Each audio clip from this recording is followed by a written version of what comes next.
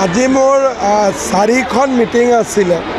4খনতে বৰষুণে আছিলে বনৰগাঁও চৰাইবিল 13 চিৰাং আৰু আমাৰ এতিয়া থুৰিবাৰী উলুবাৰী সকলো জায়গাতে বৰষুণ কিন্তু বৰষুণৰ মাজতো মিটিঙত সবে আহিছে ৰাইজে বিজেপিক এবাৰ ভোট দিব এসআইপি প্ৰতিবেদনৰ পিছতে আলী শেখে টুইট কৰিছে এলিজাবেথক টেগ কৰি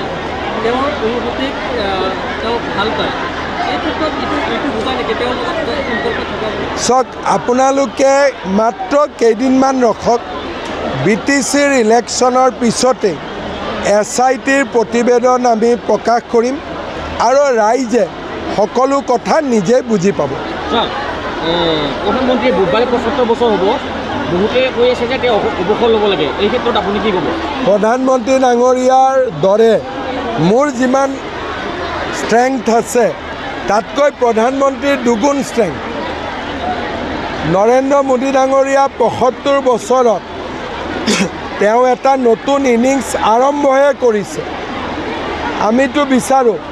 2047 চনত যেতিয়ালৈকে ভাৰত এখন অমৃত ভাৰতলৈ ৰূপান্তৰ নহয়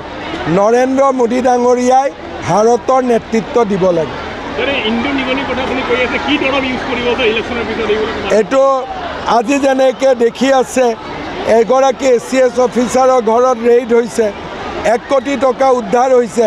গতিকে এনেকুৱা দাৱাই মোৰ হাতত আছে দাৱাই পৰি থাকিব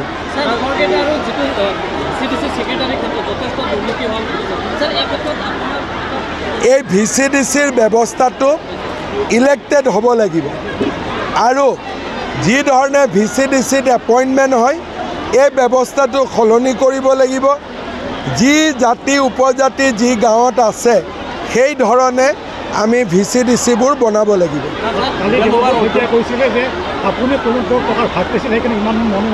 কোনে চাওক দেৱব্ৰত শইকীয়াই বিটিচি বুজি নাপায় ইয়াতে মই যদি প্ৰমোদ বড়ো বা হাগ্ৰামা মহিলাৰীৰ লগত যোৱা কেইবছৰমান নাথাকিলোহেঁতেন বড়োলেণ্ডত শান্তি আহিলেহেঁতেন নেকি কংগ্ৰেছেতো জ্বলাই থৈ গৈছিলে জ্বলোৱা জুইকুৰা কোনে নুমুৱালে তেওঁলোকৰ কাৰণে টকাৰ ভাগ অমুকৰ ভাগ এই শব্দবিলাকেই ঠিক আছে কিন্তু আমি এইবিলাক শব্দ ব্যৱহাৰ নকৰোঁ বিটিচিত বিজেপিয়ে শান্তি আনিলে বিজেপিয়ে বিটিচিত এতিয়া উন্নতি আৰু বিকাশো আনিব বহুত বিটিচিত এনেকুৱা মানে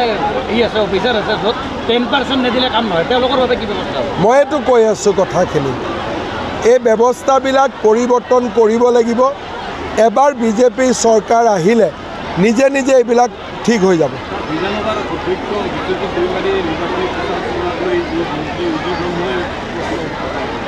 চাওক বিটিচি বিধানসভাৰ ইলেকশ্যন নহয় বা এমপি ইলেকশ্যনো নহয় বিটিচি আমাৰ নিজৰ ইলেকশ্যন এটা